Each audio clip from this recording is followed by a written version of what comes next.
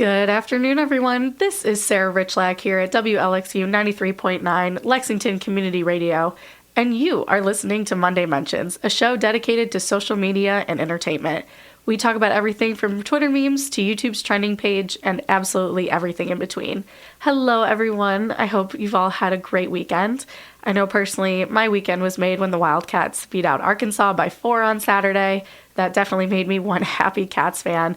But actually, I'd love to share with all of you what the biggest highlight of my weekend was. As I teased last week, today I'm actually sharing with you all my first guest interview that I've had on my show. I look forward to doing more interviews in the future, but this first one I really had to just start it off with a bang. A few shows ago, I actually did an entire segment on the most recent season finale of CBS's Big Brother to sort of refresh the memory of those who either listened to the episode a while ago or may still be unfamiliar with the show. Big Brother is a reality TV show which is based on a social experiment of placing 16 strangers into a house, and they have zero communication with the outside world. These house guests are behind these doors for about 100 days, where they compete in competitions to win positions within the house, such as the head of the household or the veto holder. And each week, competitions are won, alliances are made and broken, and at the end of the week, votes are cast to eliminate a house guest until there are only 2 left standing on finale night. The house guests who are eliminated and receive places 11th through 3rd make up the members of what they call the jury, who cast their vote between the final 2 remaining house guests in order for one of them to win the $500,000 grand prize and the title of Big Brother winner. So in the episode I did where I discussed Big Brother 21, I was talking about, how the recent finale went and my thoughts on the whole thing, and I actually name dropped a few of my personal favorite house guests that played on prior seasons before Big Brother 21, which was the most recent. The main 2 that I mentioned were Paul Abrahamian, who played on Big Brother 18 and 19 and came in second place both times. And then I also happened to mention my favorite player, and that is Derrick Levasseur, who was the winner of Big Brother 16. And now that sort of brings me full circle to today's episode. So today we have a very special guest who, by the absolute great power of social media, has so graciously called in to join me for an open and honest conversation about all the ins and outs of Big Brother. So I'm not going to waste any more time. Without further ado, please allow me to introduce Derrick Levasseur, the winner of CBS's Big Brother 16. Hello, Derrick. Thank you so much for joining me today. So before I want to get into the interview, I actually wanted to sort of explain how this whole thing happened, because I was sort of teasing it last week for all of my listeners, and I think that it's hysterical. So I was totally on a Big Brother kick after the season 21 finale happened, and I was just scrolling through YouTube, and I happened to find somebody's video that they made of you, and it was 2 hours worth of all of your diary rooms and like every one of the competitions you played in or when you were HOH. And I am very big on social media. I use social media way too much. And so I tweeted about it and tagged you. And never in my life did I anticipate that you would have seen it at all. No, I try to. I mean, I see a lot, and obviously, you don't have a chance to respond to everything, but I just saw it, and it just happened to be at a time where I was sitting there on my couch or whatever. And I just was, I randomly do that. People who follow me definitely know that's my thing. That's so awesome. And yeah. I was like, it was, I think, like 2:30 in the morning or something like that. And that sounds about right. I'm sitting in my apartment, and I called my cousin Emily, who is as equally obsessed with Big Brother as I am, and I was like half in tears. And I was like, "You're never gonna believe what just happened." And she was like, "Oh my gosh, that's so cool." I was like, "Yeah, I asked him if he wanted to come be on my show, and like I haven't heard back yet, but we'll see." And she was like, "Oh my gosh, that's so cool, whatever." And then I thought, celebrities respond to people's tweets all the time, and usually they do like their one thing and that's it. And then here you were having an entire full conversation with me, and I was like, "Oh my God, this is real." Well, I mean, I appreciate you saying I'm a celebrity, but it's like, for me, it's like, and I'm not just saying this to be like humble, like I really don't consider myself a celebrity. So when we're talking, it's just like I'm just talking to someone that's just like me. You know what I mean? So it's like I just shoot the shit. You know? Yeah, and that's really cool because there's so many. It depends on the season. Like, I want to ask you a little bit about the recent season too, but Of course, of with course. some of the other seasons, like sometimes I feel like some people just sort of want to be house guests to get like Instagram followers and to do like all these sponsored No, ads. no, really? I So, had no idea. but you were always super about the game and were humble and had your act together. And so it's refreshing when you get people like you who are really just sort of doing it because they love the game. Well, thank you. Yeah, I mean, listen, I don't knock anybody for the social media element of it because I I did that as well a little bit, not as much as some people do it. But I know there's some house guests who literally make a living doing it, so I got to give them credit. But it also, I think I don't, maybe I'm taking like a false credit here, but I actually think that the social media influencing thing was right around season 16 when it started really taking off. Yeah, for sure. And I think, some people are not fans of him, but I love Frankie Grande, and I think him being on the show and being someone who had a big social media following was kind of the jump starter, for Big Brother to kind of fall into that world of social media influencing. And his sister's one of the most popular singers in the planet. So, so I think, listen, I like Big Brother, and I was a bucket list of mine to go on the show, and I wasn't going there I said it on the show. It made the show. I wasn't going for the fame or the glory. I was going there to win the money and to kind of live out a dream. And I knew that I wasn't guaranteed to win, but I wanted to know that regardless of how I left that house, whether it was winning or coming in 16th place, it wasn't for lack of effort. You know what I mean? Like, Yeah, I was going to give it my all. I was completely focused. I treated it like an undercover operation. And I just kind of, went in there and did what I was trained to do and had been doing since I was 20 years old, Yeah. So aside from sort of fulfilling this bucket list thing, was that the only deciding factor for why you were like, I'm just screw it and try out and try and get on Big Brother? Was there something else aside from like the money and all that? No, I mean, listen, that was the big factor. So it was, wanting to see. I thought I would do really well on the show because kind of what they were doing was what I did every day as an undercover detective. I really liked the format of the show. If I were to go on a show, any like reality show, like a Real World or anything like that, that seemed like the most suitable for a parent, for a dad, right? Like, you know what I mean? Like, Yeah, for you could be pretty crazy in there if you want to, but there's also, like, from what I had seen from previous seasons, there was a lot of older people in there that had kids and stuff, and they were able to carry themselves with respect. So I was like, if I was ever who doesn't want to be on like a reality show? Like, everyone has that as a bucket list, I'm sure.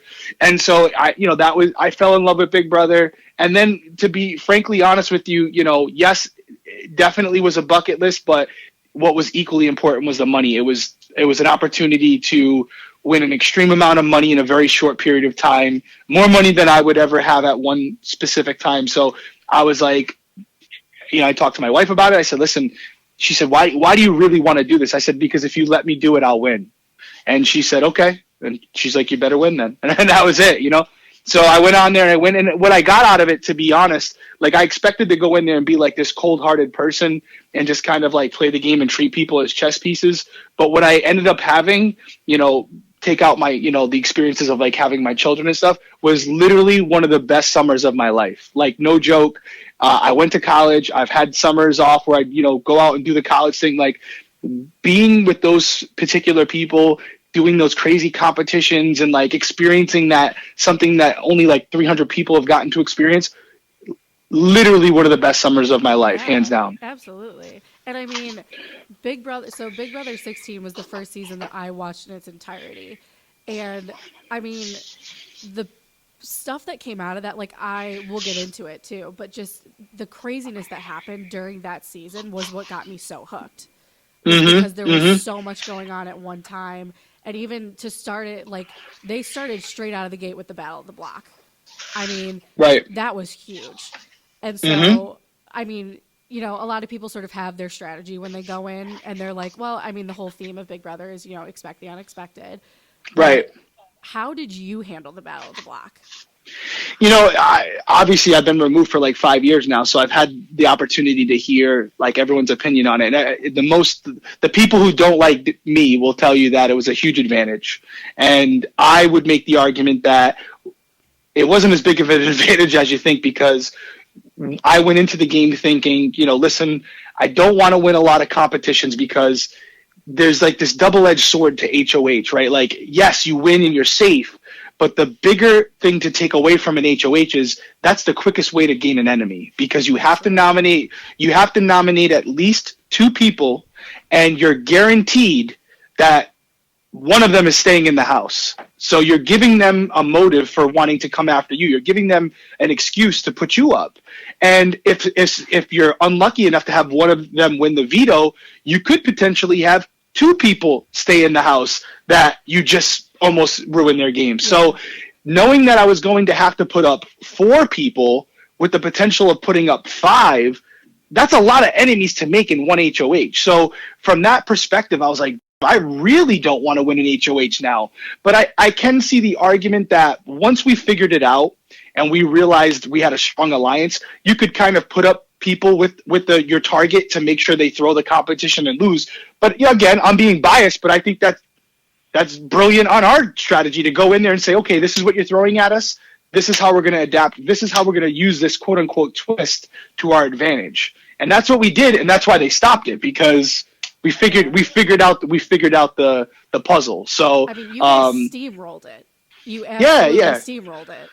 But I'll also say this, like, the Battle of the Block, we did our thing, but people seem to sometimes forget the only way we are able to steamroll it is by winning the HOHs, and that's not guaranteed. So I always tell people, like, it's great to have a strategy, but that strategy gets thrown out the window if you don't win. And you've seen it on seasons since my season where it's like you want someone to do well, like a Nicole from this past season, and she's a great person and you want nothing more than to see her win. But at the end of the day, and I think Nicole would even say this, if you don't win the competitions that you need to win, you're going to go home. And eventually it caught up to her, So, it's a combination of things, but I would say the Battle of the Block was not expected, was not wanted at the time, but it did work out to be something that we were able to use for a few weeks. And it gave me a pretty good argument at the end, because I was able to say, double the nominations in a season, and yet I still wasn't nominated. So it definitely helped. We're going to take a quick break from this interview with CBS Big Brother 16 winner Derrick Levasseur. My name is Sarah Richlak, and you are listening to Monday Mentions on WLXU 93.9 LPFM Lexington Community Radio. I mean, that's crazy. The fact that you didn't make it on the block was insane to me. And I think in recent seasons anyway, I mean, Holly this past season almost did it. Then I think it was Paul. Yeah, he didn't make it on block either, which I definitely want to ask you about Paul. In a little bit too, because I'm so interested. But when you brought up Frankie already, and Frankie going into the house being the social media mogul that he was and playing for charity and all that, I just rewatching when Caleb threw the Battle of the Block for that and Frankie did it solo. Was that like a concern at that point in your game because you were really concerned about like Frankie's intentions with being there? Or was it like okay, he won, like we'll just kind of move forward? I mean, a little bit. You're always concerned when you have a plan. Like we had a plan to get him out and he won. They kind of screwed up our plan, right? So, you never know what he's going to do, and he was super intelligent, super athletic, but he was able to realize very quickly that he was kind of on the outs, and it wouldn't be in his best interest to make any waves. So it wasn't too much of a concern. I still had that Team America thing with him, and I kind of used that to my advantage, and it worked out. It was all right. Frankie was a great player, and he easily could have won the game. But as far as that competition was concerned, I tell people all the time. I've told Frankie this. That competition was actually easier with one person, because instead of having to have 2 brains work together as one, you just have to use your 2 arms. See, and that's exactly what I thought too. It's the truth. Caleb's going to sit there and Frankie's going to have all of the control because it's only him and he doesn't have to communicate with anybody other than himself. Correct. And that's exactly. That's what happened. And the behind the scenes story, and I've told this before, was that when that happened, we kind of like looked at Caleb and said, no, get off the ground. You need to compete. Like, you need to hold the chain. And when Caleb got back up to grab one of the chains, producers came over the intercom and were like, nope, Caleb, you already said you didn't want to be part of it. You're out. I thought that was kind of Bush League to let him, that he couldn't come back in. But I also knew that the producers wanted to see good TV, and they wanted Frankie to have a shot. So, Yeah. but we had tried to tell Caleb, like, no, stand up, dude. You need to, like, this is not a comp you throw. This is a comp you throw by actually competing and not doing it. But, they made it an interesting TV moment. They made it seem like he was the underdog. Well, but in reality, it was like actually very easy to do it by yourself. Like, imagine grabbing two chains and having to control them instead of having to communicate with another person, Sure. And I mean, that's also what fascinates me so much is there's so much. I mean, I've never watched the live feeds, so I don't really know. You're missing out. Thing is. I know. This next season, I'm gonna pay to watch the live feeds, but you got to do it. It creates a whole different layer to the show that you didn't even think possible. Trust me. Well, there's all those Twitter accounts too that post like some of like the good moments from there. Yep. I follow a lot of those. But I'm so fascinated, which I don't really know if you're allowed to even disclose or not. But I'm so fascinated by how production like gets involved or doesn't get involved. Yeah, I mean, I hear a lot of rumors, and you could believe me, you could not believe me because, I'm loyal to CBS or whatever, but anyone who really knows me knows I kind of just speak from the hip, just shoot from the hip and say what I think. And I can tell you that on my season, production influenced the way we would do our diary sessions in this way. I would give this big elaborate story of what I was trying to accomplish. They would go back to me and go, Derrick, we need a 30-second bite of that. So say something more concise like this. So they listened to what I had to say and helped me create that polished soundbite that they could fit into that small segment. That's the only production influence I ever experienced on the show, and it's a necessity because it's a TV show. Mm-hmm. The other incident that I've had that I spoke about was there was a competition in the game where I wanted to get Donnie out. I could tell that he was a fan favorite I could just tell, right? Yeah. And everyone loves Donnie. He won that black box competition, and before he even came out and won, I heard production people behind the wall celebrating.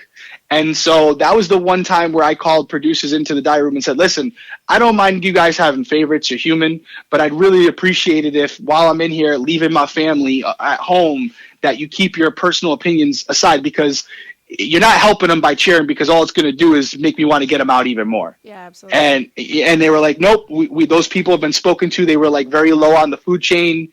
They were just kind of like operators or whatever. And so I didn't hear anything again. That was the end of it.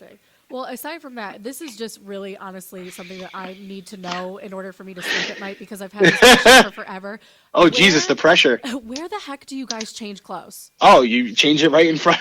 This is why you need the live feeds. No, I mean, a lot of it for me, a lot of the times I would just go under the blankets and change. Or I would change inside the shower stall. See, that's what I was thinking. Shower stall, the bathroom. I would bring a pair of boxers into the shower with me, and I would have them like wrapped up in my towel. I would shower. I would put the boxers on, and then I would walk in my room and just change like openly in front of the camera. You want to watch, enjoy, and if I had to do something, I would just go under the blankets and do it. Yeah.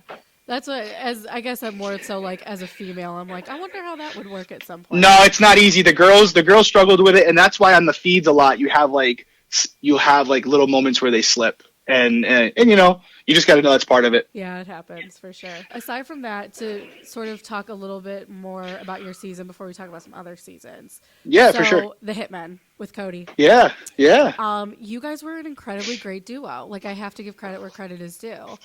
I appreciate that. And like, do you guys talk? Are you still friends? That's my guy.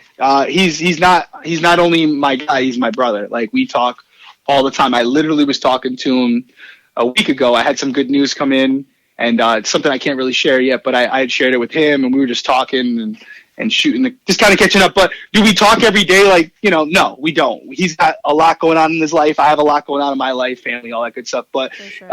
We're still very close. And when I have something important come up in my life, whether it's about my family or career, he's one of the first people I call. We're extremely close. That's so awesome. And it was great too, because you guys were always loyal from the beginning, and you rode that whole thing out. I mean, I can think of like Tyler in particular from 20, who had final twos with like everybody, and at the end of it, I was like, I don't even know who he's gonna pick to take the final two at that point. Yeah. But you and Cody were like thick as thieves the whole time, and it was so great to watch. And I'm glad that it was the two of you, because that was, I mean, I had been rooting for you for the beginning, but Cody was my runner-up. So, yeah, no, Cody's my guy for sure, and you know, we had a friendship. I hate to say it, but like we truly had a friendship, and that's tough for some people to like. Oh well, friends don't matter in there when you're playing. Listen, when you're in a house for 100 days with someone, and the only person you have to talk to is that person, it becomes more than a game. Yeah, it becomes more than a game, and we just really hit it off. I mean, I'm 35, he's 27 now. But it's one of those things where we just clicked. I don't know how else to say it. We just clicked, and it was just kind of like, instead of it being two allies playing with each other, it was just like two best friends playing this game. So if you could sort of go back, and aside from Cody, if you could pick anyone else from that season to take to final two, who would it be? Now, is this like, are you saying based on like knowing I would win, or like for strategic reasons, who would I take? Like at all, who would be your first thought? Well, I mean, listen, I mean, the easiest answer would be to say Victoria, because she was sitting there, and I believe I would have won against her. So it's one of those things where, so from a strategic personal perspective, if it wasn't Cody, I was going to take Victoria. That's why I wanted those two in the final three, so that regardless of what happened, I was going to be sitting next to one of them. Ideally, I wanted Cody, but if not Cody for some reason, if Victoria won, then it would have been Victoria. Now, on a personal level, for me, I would have liked, other than Cody, to be sitting next to Caleb. I don't know if I necessarily would have won, because it all depends on how the jury perceives people. But Caleb was somebody who I knew could have used the money, and someone who, you know, at the root is a really good person. And even seeing more things now, him as a dad and stuff like that, like I would have loved to have been sitting next to him, and it killed us to send him home when we did, because we had to, because we knew how liked he was. So that was probably the thing in the house that hurt me the most, with sending him home and blindsiding him. But yeah, so those are my two answers. Victoria on a strategic level, Caleb on a personal level. Yeah. So, well, then you're talking about jury management too. So do you think that jury management is almost more important than sort of building your resume during Absolutely. Summer? It's everything. It's everything. Like, I can't stress it enough. Like, at the end of the day, it's not about what you say, it's how you make someone feel. And the way they leave that house is going to determine, in most cases, how they vote. You'll have the occasional people that'll be strictly game-based and just do what they're supposed to do. But most of the time, especially with a younger jury, it's going to be how you made them feel. And so you want people to leave on a high note, whether that's the last words you say to them in the house or in the goodbye messages. And I really think people are overestimating how much emphasis people put on gameplay. They're going on emotion, and then after the emotion, if it's a tiebreaker, they go with gameplay. That's how I see it. For sure.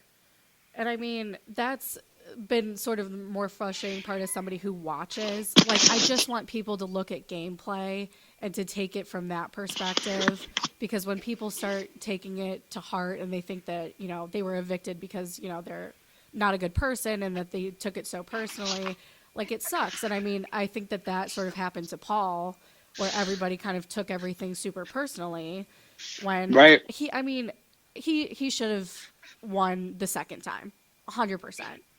Against Josh, yes. Against Josh, absolutely. And Nicole, when he beat Nicole, I didn't really like her on 16, but I did like her on 18.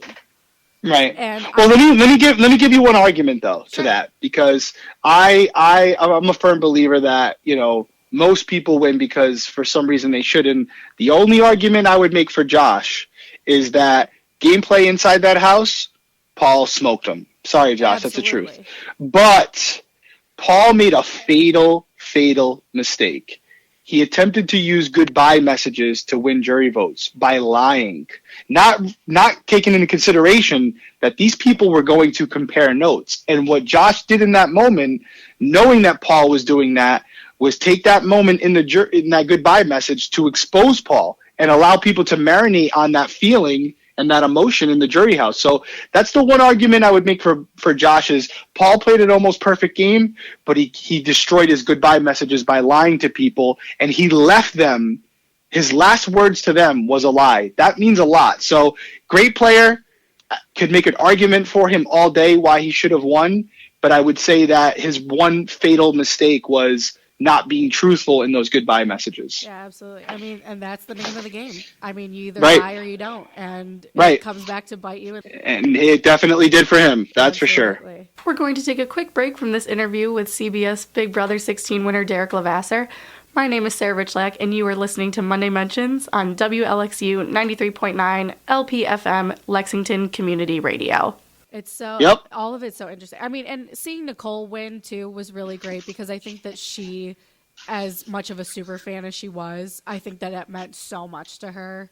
I mean, it means a lot to everybody, but if it wouldn't have been Paul, I was at least glad that out of anybody, it was Nicole at that point.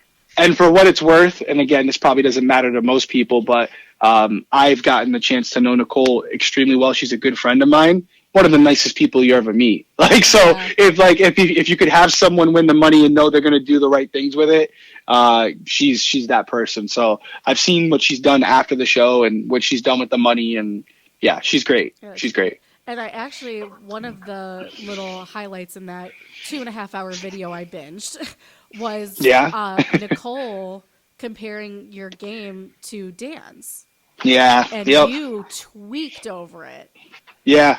That's a bad thing to have said about you in a house for $500,000. So I appreciated it. I knew she was coming from a good place, but yeah, not something you want to hear when you're paints a target right on your back.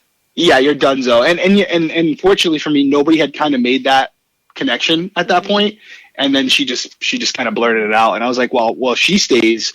It wasn't even about her spreading it, but it was more so like, well, if she thinks I'm playing like Dan Giesling, what's the chances of her taking me to the end? Yeah, absolutely. 0. So I was always looking at it from that perspective where she was willing to work with me, but she never would have went to the end with me because I think she knows I would have been like her hardest competition. So, when she made that move, it made my decision really, really simple. Yeah. Sorry, Nicole, I love you. Did you ever pull? It doesn't even have to be Dan, but did you pull inspiration from other prior house guests for strategy? Of course. Your game is a lot, not as much like Dan's. You guys have a lot of similarities, obviously, but in sort of the terms of not trying to win every competition, you guys definitely match on that front. Yeah, no, of course. I pulled stuff from Dan. I pulled stuff from Frank Udy. I pulled stuff from Jeff Schroeder. I pulled stuff from Danielle Reyes. I did a lot of research before going in there, and you'd be foolish not to emulate certain people because you see what works, you see what's successful, and you implement those aspects into your game so that you can have similar success. So anybody who doesn't do their research before getting into the house and seeing what works and what doesn't, they'd be foolish. So absolutely, I tried to take things from previous players. I think for me, again, the advantage that I had that I don't think any player has ever had going in there was I had went in there with a separate identity and a character that I had built, and it was very easy. Nobody thought that I'd be able to hold out for 100 days with this character, and I did it. It wasn't very hard because that's what I do every day. So I think I took some Big Brother elements from other people, but then I also just incorporated the undercover skills that I had, interview and interrogation techniques that I learned, and used that as the main foundation of my strategy, which is I think what gave my game its personal touch. Yeah, absolutely. So aside from then the prior house guests, since your season, who's been your favorite player and your favorite winner? Oh God, that's such a tough question. I gotta hit you where it hurts. Yeah, that's put me on the spot. Wow. Okay, so let me run it. Let's take out 18 because I'm gonna say Nicole. Okay. I'm gonna say Nicole if I have that option. 1,000%. Yeah, she's my favorite player since me. The person I've been so happy with to win, and I actually picked her to win. So it was me, then 17 was Steve, then 18 was Nicole, 19 was Josh, 20 was Casey. 20 was Casey, and yeah. So I'm gonna go with Casey. Casey was, she played the game the right way. She, I felt like she was a good, deserving winner. I really liked Tyler's gameplay as well. Gonna say, would you have rather Tyler won it than Casey? I think Tyler deserved to win just as much as her. I think, again, when it comes down to, we talked about it earlier, jury management, she had better jury management than him. He got to the end by lying, which, again, it's great to get to the end, but you got to win. 100%. And she got to the end by winning competitions and just being friendly with everybody. So everyone went into that jury house feeling good about her. And when I was on the show, Julie asked me if it was Tyler's game to win, and I said yes, unless he's sitting next to Casey. And sure enough, sure enough, he was sitting next to Casey, and they liked her more than him. When he's up there, and I've talked to Tyler about this. When you're in the house with people, and before you send them home, you say, this is how you stay 2 steps ahead. It may be true, but that's not going to make them feel very good about themselves. And I think in the end, that's what cost them the game. Yeah, for sure. And so every season since yours, I have pegged the person that I wanted to win, and they've always come in second. aside from this season, which let's talk about. Well, never. If I ever play again, don't root for me, please. Thank you. Let's talk about this season, because wow, was there a lot of commentary on this whole season, because between Julie just absolutely murdering Jack after he got evicted. Yeah. Oh my gosh.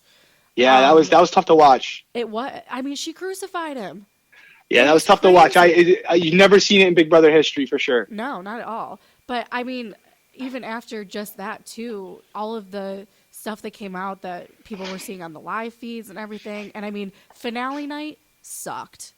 I thought it was terrible, just because it ruined the whole. I mean, I'm all for telling Jackson, what was up and kind of making him take credit for what was going on. But the poor guy, all he wanted was that stupid confetti, and he couldn't even enjoy it.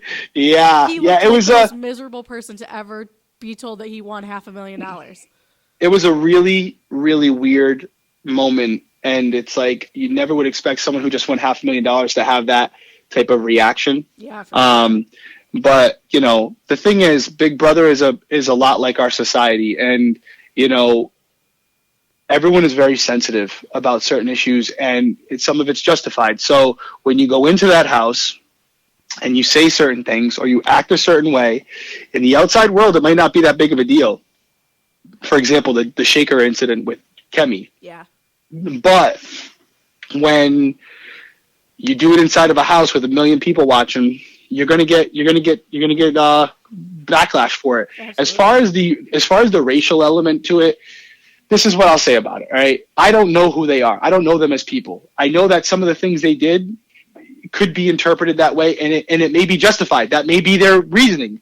But at the end of the day, you can look at it 2 ways with that finale. You can look at it as CBS shouldn't have done that, and they should have just let them enjoy their moment. Or some people could argue that, hey, you know what? This is something that CBS knew they were going to have to deal with afterwards. Let's give them an opportunity to explain themselves now. For sure. And I would even say that some people may have felt a certain way about Jax and Jackson, but after they got the opportunity to explain themselves, or just their reactions to those allegations, if you believe that they were genuine, you'd probably look at it and go, wow, he seriously had no clue that he was being portrayed that way. That wasn't going through his mindset. So you can make an argument for both sides. At the end of the day, it's Big Brother.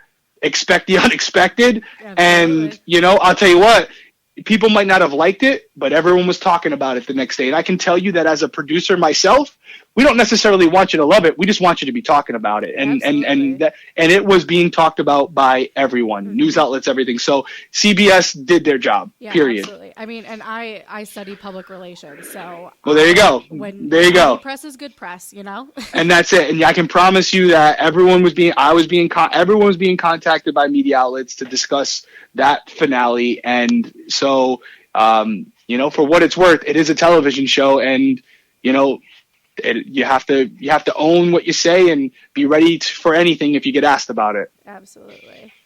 I want to ask you this because you obviously have so much knowledge on all of this, even from your season. I tried. Your season.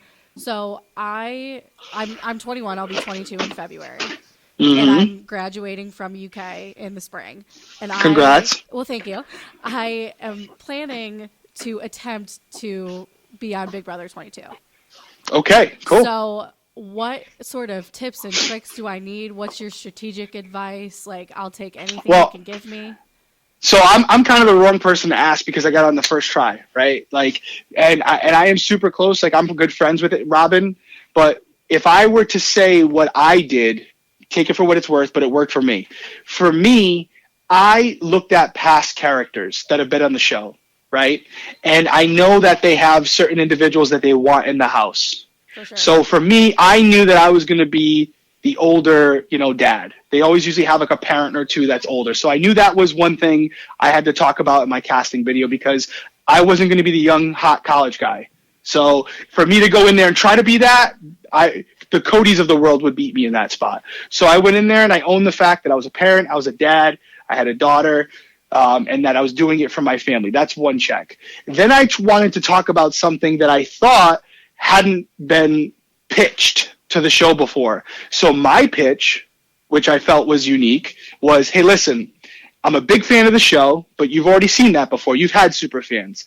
But I'm a big fan of the show, and I'm also a former undercover detective.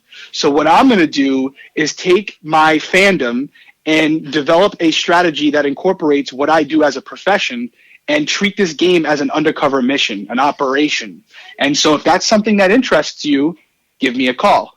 And it worked. They were very intrigued by the idea of a detective going in there, and I played up that aspect and that character the whole time. And all I did was a video. And I think that's all you need to do. I can tell you firsthand, Robin doesn't care if you do a video or in person. I would actually recommend doing a video because I've been to the in-person interviews and it's usually quicker and you're usually standing up there with 4 or 5 other people. And what it really turns into is you guys just breaking each other down and kind of disrespecting each other, and it doesn't give you a chance to shine. Where if you do a video, someone is sitting in front of a computer and they're solely paying attention to you for 3 minutes. And so you can get a lot out in 3 minutes. And so I would recommend doing that because you can take multiple takes. You can make sure you look your best. You can make sure that you say the things you want to say, and you get as many bites at the apple as you want. Where in person, it's 3 minutes and you're done and you don't even know. Yeah, absolutely. That's so crazy. Yeah, I've been wanting to do it. I've been waiting until I turn 21, and I'm just like, if I'm ever going to do it at some point in my life, like now is the time before I go and get like my big girl adult job. Right. Well, and here's the thing, right? You do it and you get on great, and if you don't, at least you won't watch the show the following year. Like everybody doesn't go, man, I wish I would have applied because I think I would have been good on this cast. If you apply and you don't get on, I think it's an easier pill to swallow because you can say, hey, it wasn't for lack of effort. I tried. I just didn't get on. Absolutely. So I would strongly recommend that if you're feeling the itch and it's something you want to do, life is too short to live with any regrets, even if it's as stupid as applying for a reality show. So do it. If your life affords you that opportunity, go for it. Absolutely. We're going to take a quick break from this interview with CBS Big Brother 16 winner Derrick Levasseur. My name is Sarah Richlak, and you are listening to Monday Mentions on WLXU 93.9 LPFM Lexington Community Radio. My name is Sarah Richlak, and you are listening to Monday Mentions on WLXU 93.9 LPFM Lexington Community Radio. Well, if they asked you to do an all-star season, would you play again?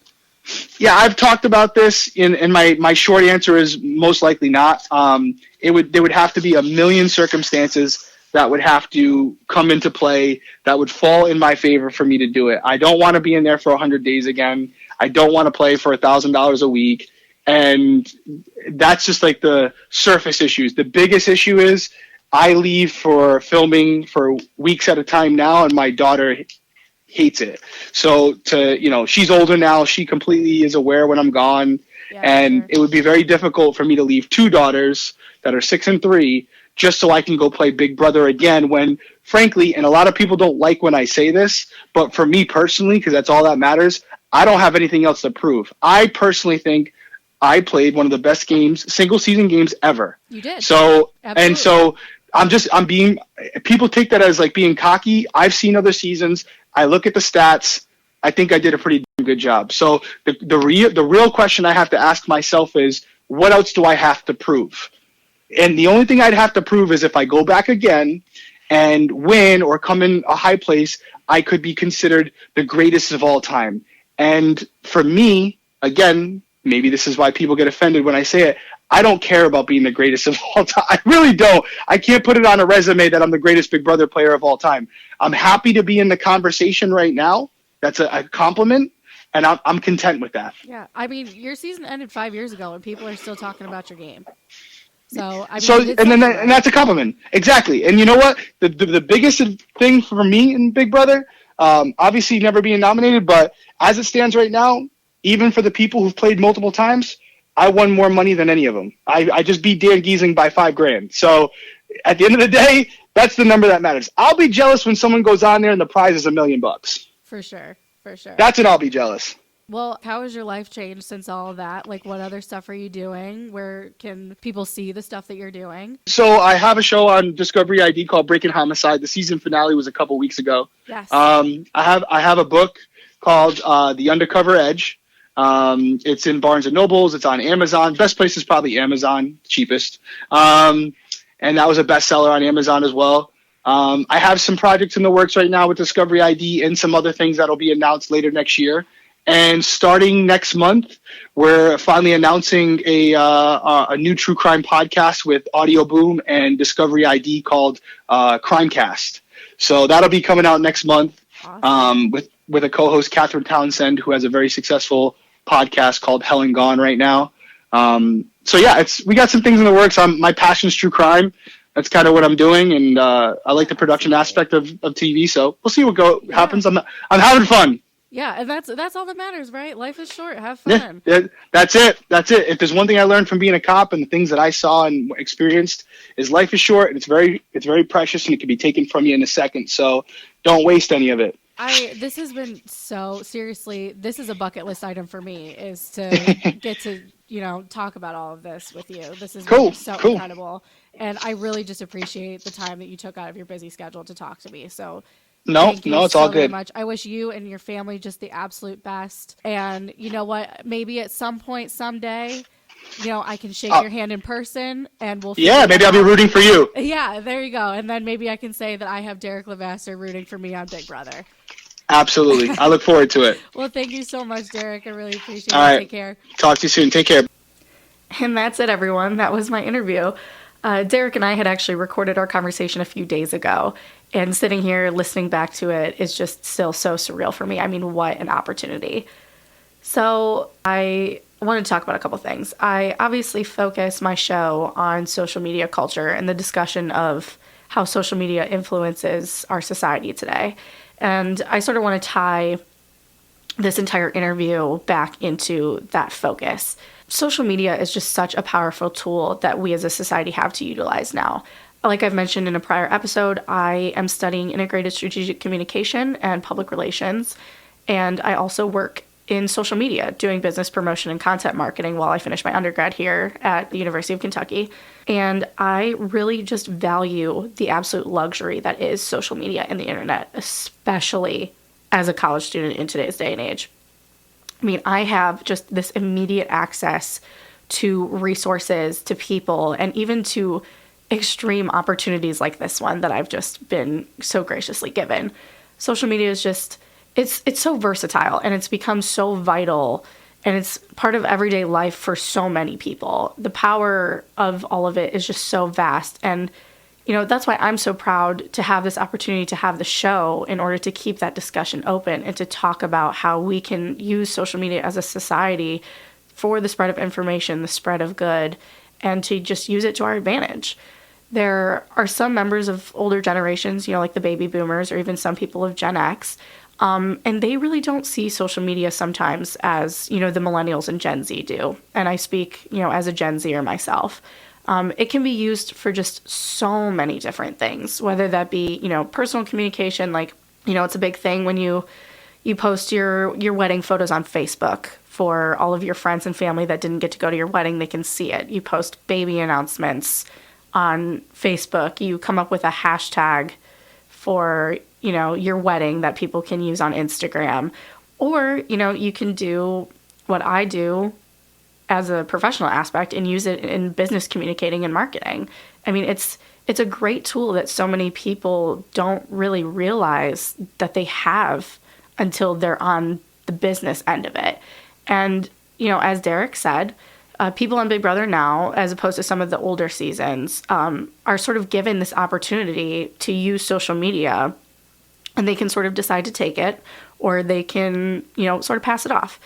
And these house guests now are just being given these platforms, and if they choose, they can use it to grow their personal brand, which is, an opportunity that not many people get, aside from, people that are contestants on a reality show. I know I've talked about The Bachelor and The Bachelorette before. I mean, it's the same thing with those.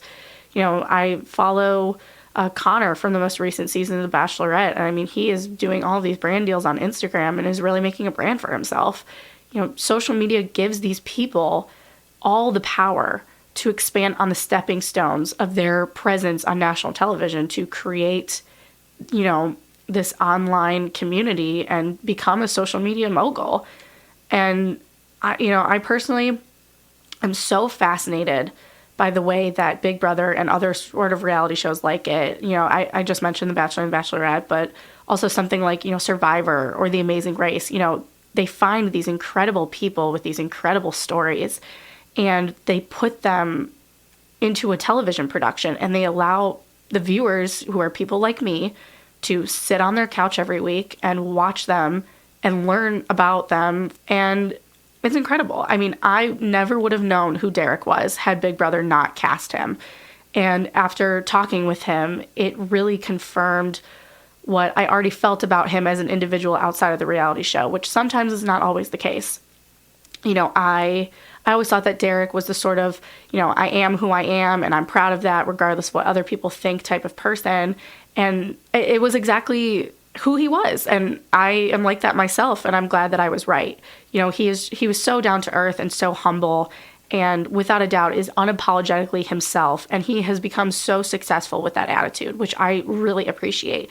And, there are some people who go on a national television show and create this fake persona, and then it turns out to not really be who they are in real life, and then you feel duped. But, thankfully, Derrick was not one of those people, and he's proven that. And I personally have never been more inspired to not only continue to grow, as an individual person under my own terms after talking to him, but also I've never been more inspired to apply to be one of those 16 house guests on this upcoming season of Big Brother. So Derrick, if I do, by some stroke of luck, end up in that house next summer, I am going to be playing with everything that we talked about in mind. And you know what? I really do hope that I get to shake your hand on that finale night if I walk out of there with that confetti. So again, I want to thank everyone for joining me today on this very special episode of Monday Mentions. I'm just so grateful to have been afforded this opportunity, and I want to extend just the utmost of thanks to Derrick again for taking the time out of his busy schedule to talk to me about all of this. Truly, for me, this was a once-in-a-lifetime experience, and I'm just feeling so blessed and so grateful. So that is all that I have for everybody today.